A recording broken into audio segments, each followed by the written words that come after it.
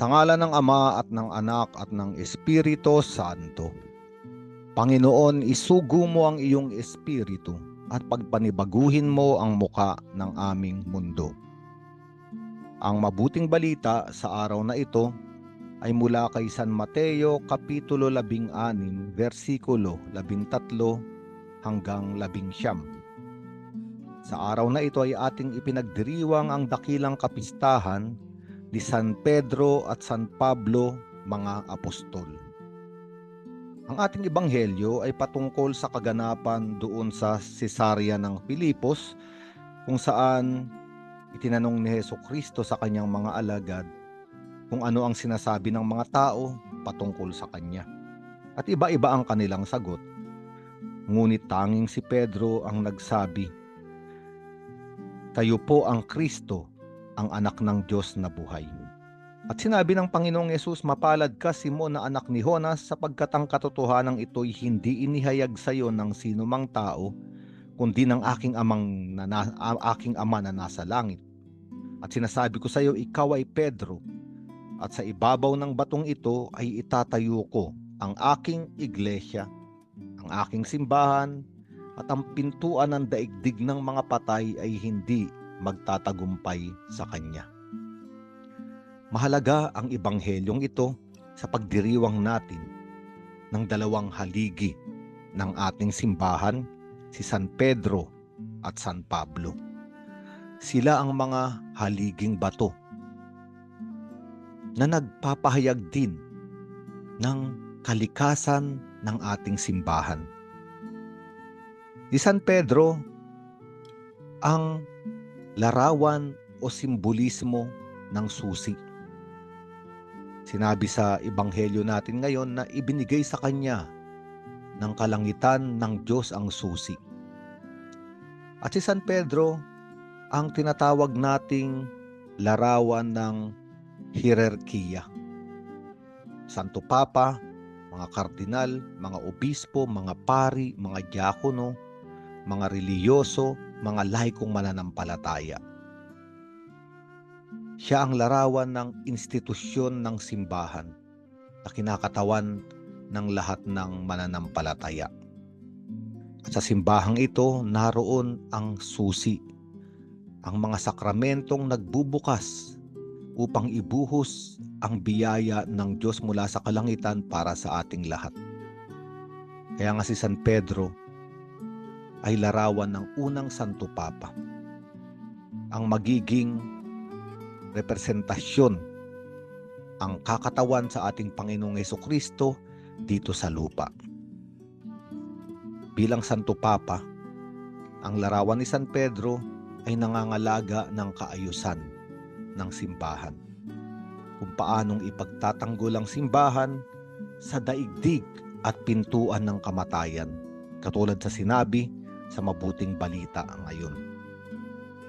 Si San Pedro rin ay larawan ng pagtuturo sa lahat ng mananampalataya. Kaya nga ang mahisteryo, ang katuruan ng simbahan ay mula kay San Pedro, mula sa Santo Papa, galing sa inspirasyon ng Espiritu Santo na bigay ng Panginoon. Ito ang isang haligi. Ang ikalawang haligi ay si San Pablo. Si San Pablo ay tinawag sa misyon. Siya ay nagpahayag ng mabuting balita at umabot ito sa mga hintil, sa mga pagano. At napakarami niyang tinawag mula sa buhay ng kadiliman patungo sa liwanag ng pag-ibig at kaligtasan ng Diyos. Dalawang larawan ng apostol bilang mga haligi ng ating simbahan ngayon. Tayo ay inaanyayahang sila ay sundan. Ngunit kailangan din nating malaman at kailangan nating maunawaan na si San Pedro at San Pablo ay katulad din nating lahat. May mga pagkakataon sa kanilang kasaysayan at buhay na sila ay naging mahina. Si San Pedro ay itinatuwa ang Panginoon ng 3 ulit. Si San Pablo ay nabulagan sa kanyang paniniwala kaya inusig niya ang mga Kristiyano. Ngunit sa kabila nitong mga kahinaan o pagkakamali sa kanilang buhay, hindi nangimi ang Diyos na sila ay piliin upang gawing mga matitibay na haligi ng ating simbahan ngayon. Kaya nga, kung titignan natin ang ating buhay, maaari nating sabihin na hindi tayo karapat-dapat sa panawagan at sa misyon na nais ipagkaloob ng Diyos sa atin. Ngunit kung ating pagninilayan ang dalawang apostol na ito, mula sa kahinaan, sila ay pinatatag ng biyaya ng Diyos. Mula sa kamalian, sila ay itinuwid ng banayad na pag-ibig ng Panginoon.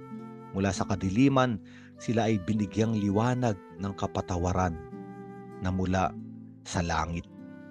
Kaya nga, matibay ang dalawang haliging ito ng ating simbahan, si San Pedro at si San Pablo, sapagkat nakapundasyon sila sa nag-iisang bato, nag-iisang pundasyon, matibay.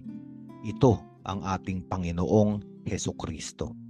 Sa araw na ito, tayo ay magdiwang sapagkat tayong lahat ay kabahagi ng simbahan. Ngunit atin ding isipin ang misyon ng ating simbahan, ipahayag ang mabuting balita sa mga tao. Ang hindi pa nakakakilala kay Kristo ay tulungan nating makakilala at maniwala. Ang nawala naman at nanghina na palayo ay tulungan nating maibalik sa kawan. Kaya humingi tayo ng lakas at biyaya sa Panginoon sa pamamagitan ng mga apostol na si San Pedro at San Pablo. Sabihin natin, mga haligi ng simbahan, San Pedro at San Pablo, ipanalangin ninyo kami. Sa ngalan ng Ama at ng Anak at ng Espiritu Santo.